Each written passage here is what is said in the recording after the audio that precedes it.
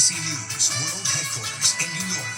This is World News Tonight with David Muir. Good evening. It is great to have you with us here on a Monday night. And we do begin tonight with the death of Pope Francis, the leader of 1.3 billion Catholics around the world, and a spiritual figure whose humility and tolerance was felt well beyond the church. Tonight, the Vatican revealing the Pope died of a stroke and heart failure, slipping into a coma just hours after his last appearance from the balcony in St. Peter's Square to celebrate Easter Sunday.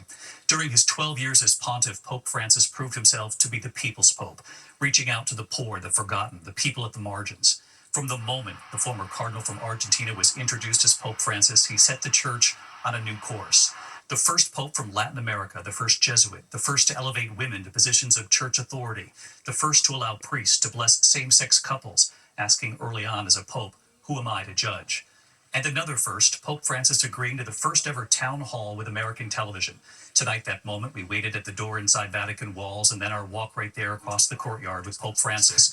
Millions would watch as the Pope took questions from Americans back here in the U.S. But it has been a remarkable 24 hours. The Pope, who had been in failing health, his battle with pneumonia, in the hospital and then out, and then appearing on Easter Sunday. There was so much hope he was getting better. But then the world learning he died just hours later. Tonight here, the Pope's will now revealed, his final wishes. ABC's chief international correspondent James Longman at the Vatican tonight, leading us off. Francis kept people at the heart of his papacy, and tonight thousands flocked to the Vatican to remember him and his message of humility. His sudden death a shock, just hours after greeting the faithful for Easter. Tonight, the Vatican says the 88-year-old suffered a cerebral stroke, fell into a coma, and had irreversible heart failure. He died at 7:35 this morning, local time. Con profondo dolore. The Vatican with this announcement, saying Francis dedicated his entire life to his church, teaching universal love, especially toward the poorest and most marginalized. The first Latin American pope dying at the holiest time of the year for Catholics. Fairly subdued atmosphere here on the square. I mean, yesterday there were thousands of people here, all cheering on Pope Francis. Look, people knew he was sick, but I think they hoped that he was getting better, and now he's gone. I think it's just shock. This was the extraordinary scene on Easter Sunday in St. Peter's Square. Francis greeting thousands from the Pope-mobile, appearing frail but waving, blessing children in the crowd. That appearance came shortly after the traditional Easter Sunday Mass, where crowds heard what would be the Pope's final message and received his last blessing. Cari fratelli e sorelle, buona Pasqua.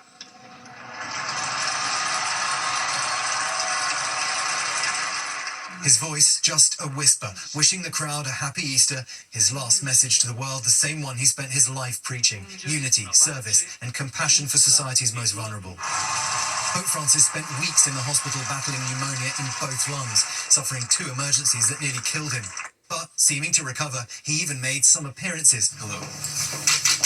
So good to see you. Seen here with Vice President Vance on Easter Sunday, one of his last meetings with the world leader. I know you've not been feeling great, but it's good to see you in better health. Today, the Vice President reflected on that meeting, writing, "I was happy to see him yesterday, though he was obviously very ill. May God rest his soul." President Trump at the White House today. He's a very good man who loved the world, and he especially loved people that were having a hard time, and that's good with me. Former President Obama and First Lady Michelle, who met with the Pope at the White House in 2015, issued a joint statement saying Pope Francis was the rare leader who made us want to be better people. Tonight, cardinals are travelling to the Vatican from around the world, sealing off the official papal apartment, part of a centuries-old tradition, preparing for the Pope's funeral. And tonight, we have learned Pope Francis's final wishes. The Vatican releasing his will late today, saying he wanted to be buried at St. Mary Maggiore Basilica. Francis saying the tomb must be in the earth, simple, without particular decoration, and with the only inscription, Franciscus.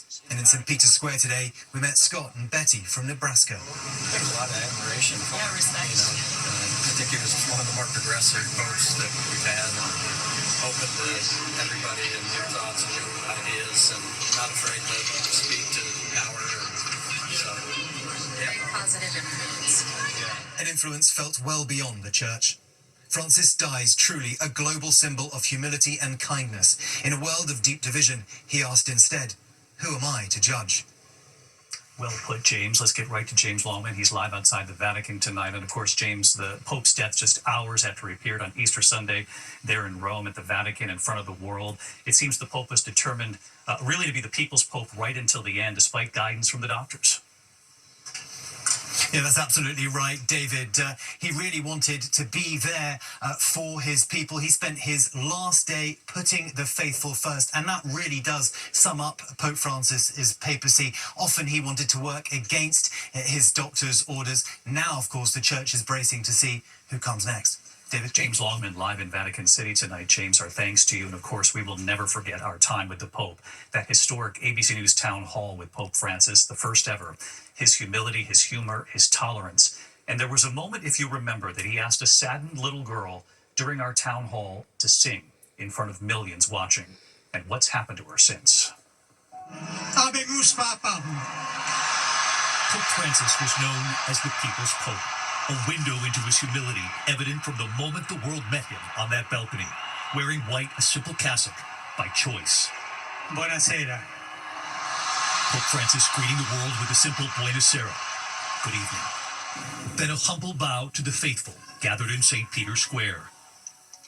And with a limousine waiting, he instead chose to ride in a van with some of the very cardinals who had just named him Pope.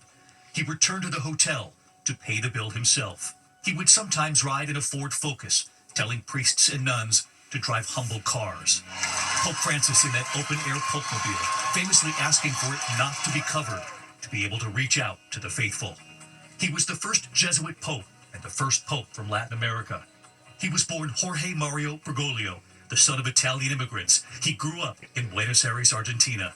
Despite that early setback as a teenager, the infection that claimed part of his lung, this was a young man full of life and a passion for philosophy, dancing. He was a soccer fan in Argentina. He would study to become a chemist before answering the call to serve, becoming a priest at 32. He would lead by example. As a cardinal, he sold off the church mansion, cooked his own meals, and rode the subway while helping the poor. So it only seemed fitting that the new pope would take his name from St. Francis of Assisi, who dedicated his life to caring for the poor. The first pope to take that name. Pope Francis would try to modernize the church, focused on people on the periphery, and through tolerance, hoping to welcome more into the Catholic Church. Before creating the world, Dios amaba. God loved. Porque Dios es amor. Because God is love. Instead of washing the feet of fellow priests on Holy Thursday, an ancient ritual, Pope Francis chose prisoners, including young people, women, and Muslims. When Catholics from around the world wrote him letters about their troubles, he was known to call some of them on the phone and offer prayer and guidance. His deep personal connection to the faithful, the sick, on full display through the years, and he was accessible, often willing to stop for a selfie. His reach was extraordinary, traveling to more than 60 countries. In Rio, millions flocking to Mass on Copacabana Beach, 3 million worshippers would come see him. He would work toward a more inclusive church. Francis called for a larger role for women, with a series of firsts, giving a woman a vote in the Senate of Bishops, appointing a woman to oversee the Vatican City State. He would root out corruption at the Vatican Bank, and he would express compassion for the LGBTQ community. From the very beginning, when asked about gay priests during his first in-flight press conference, Chi sono io per giudicarla? he answered, "Who am I to judge?" And he would permit priests to bless same-sex couples, a seismic change in Vatican policy. Somos todos hijos de Dios. We are all children of God, he said. At the Vatican, he met privately with victims of sex abuse by the clergy. And he would speak openly through the years about climate change. In 2015, his visit to the United States, the first pope to address a joint meeting of Congress. I am most grateful for your invitation to address this joint session of Congress in the land of the free at the home of the brave. And it was on the eve of that U.S. visit, Pope Francis was the first pope to ever agree to a town hall with American television. We will never forget quietly waiting outside this door, inside the closed walls of the Vatican, We were not far from the Pope's residence, famously choosing to forego the grand papal apartment. We were told in a moment the doors would open, that the Pope would emerge. Instead, the door opened and they waved me inside. The Pope asking for a moment to meet with me before the cameras began to roll. And then our walk to our historic ABC News town hall with Pope Francis.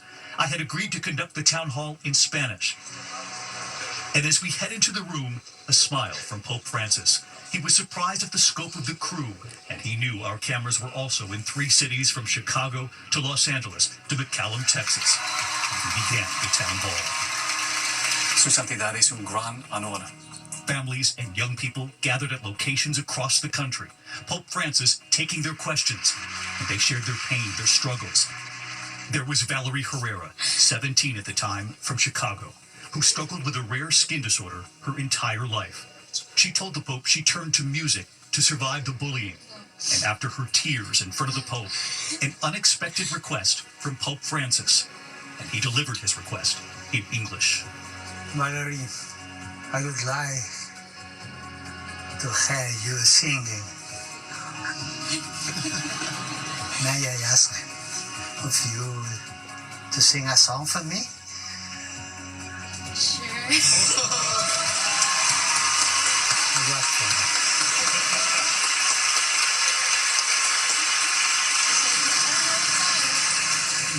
Go on. Okay, Be courageous. this song is in Spanish, so. Quiero que me eduques, que me enseñes a rezar. Hazme transparente, lléname de paz.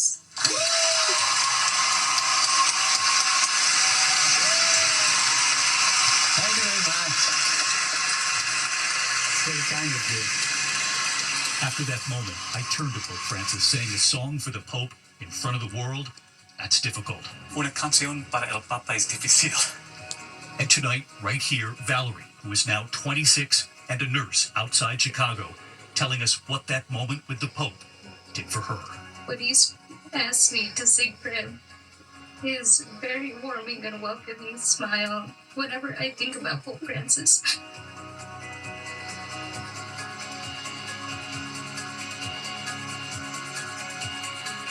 And I remember in that final moment with the Pope, asking him if he had a message for Americans back home watching. Do you have a message for America before your visit, a parting message? Que rezo por ustedes.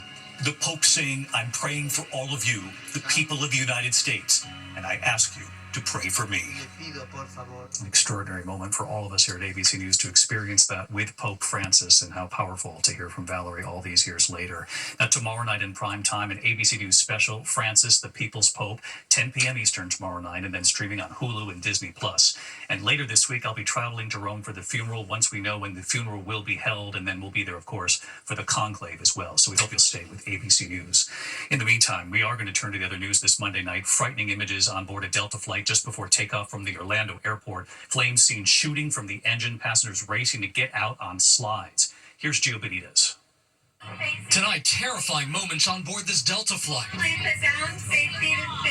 You can hear the panic among the nearly 300 passengers, flames visible outside the windows, shooting from an engine tailpipe at Orlando International Airport just after the Atlanta-bound plane pushed back from the gate. Passenger Ram Yogendra said people were yelling, "Fire." Kids are having panic attacks. Moms and dads are worried about the kids, grabbing over the kids. As firefighters hosed down the wing, passengers were evacuated down slides and stairs. Inside the terminal, a crowd watching it all. Coming out, they're sliding down. The fire went out quickly because the pilots obviously got a fire indication in the cockpit. They can press a button, which immediately shuts off the valve of fuel running to that engine, and it discharges fire extinguishers into the engine itself. And David, tonight investigators are still trying to figure out how that fire started. The good news, though, nobody was injured. David. Gio Benitez with us tonight. Gio, thank you. We turn now to the economy. The Dow dropping nearly 1,000 points today amid President Trump's tariffs. And now the president is taking aim tonight at Fed Chairman Jerome Powell, placing blame on him. Here's Mary Bruce. Tonight, the Dow plunging nearly 1,000 points as President Trump ramps up his pressure campaign against the chairman of the Federal Reserve, attacking Jerome Powell as a major loser, saying the economy will slow down unless Powell lowers interest rates now. Investors worried Trump will try to force out the Fed chief he appointed himself, but who is supposed to be independent. They're already reeling from the uncertainty caused by Trump's trade wars. There's a little transition, and that's going to happen, but ultimately we're going to be the strongest that we've ever been as a nation. The president insists his tariffs will force countries to negotiate better trade deals, but nothing yet.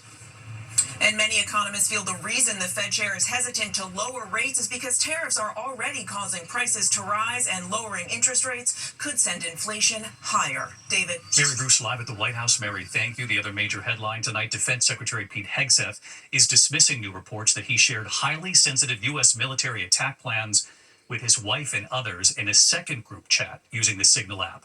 Sources telling ABC News the information Hegseth sent to the group is essentially the same sensitive material he shared in a separate Signal chat with top administration officials. That first group chat mistakenly included a journalist from The Atlantic. President Trump tonight is standing by Hegseth. When we come back here, the news coming in, ABC News now confirming a brazen robbery involving Homeland Security Secretary Kristi Noem. Her passport and her Department of Homeland Security access card stolen, and what we've learned here, and the images tonight of massive truck fire closing a major interstate. You see the flames and smoke there. More on this in a moment. Parts of Interstate 65 remain shut down by a massive truck fire in Jasper County. The semi-truck exploding on the highway. Police say the truck was hauling flammable material. The truck driver was not hurt. Traffic was halted for a time.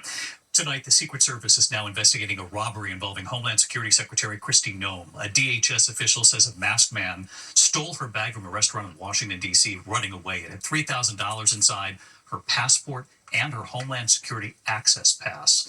When we come back here tonight, James Longman is standing by at the Vatican. There are already so many questions, of course, about choosing the next pope. So what we know already about the secret conclave in just a moment here. The papacy of Pope Francis in one word. Humility, modesty, accessibility, Mercy, mercy, mercy. It's beautiful. Fratelli e sorelle, buonasera. celebrating Francis, the People's Pope, tomorrow on ABC. As the world remembers Pope Francis, already questions about who the next pope could be. Let's go back to James Longman. David, you're right. There is sadness, there is reflection, but there's also a lot of mystery surrounding these next couple of weeks at the Vatican. Tomorrow, cardinals from all over the world will meet to decide a date for Francis's funeral and, of course, the all-important secretive conclave to elect a new pope. You'll remember it took 5 ballots for the world to learn Francis had been elected. There is a lot of anticipating, waiting for that signal, the famous white smoke, and he was a surprise, the first Jesuit, the first Latin American, and from the start, he was to be a pope for the poor and those on the margins. So, who will be the next pope? Well, Francis appointed some 80% of the cardinals who will vote this time, and it'll be the most diverse group on record. But that doesn't necessarily mean the next pope will be in Francis's image. Remember, he was an unorthodox choice at the time. His humble, tolerant, modest way was something new. And the church still has deep divisions, with the conservative wing very outspoken against Francis during his papacy. They will still have a strong voice in that conclave. It'll happen in the Sistine Chapel, where the cardinals will be sequestered. That's no contact with the outside world.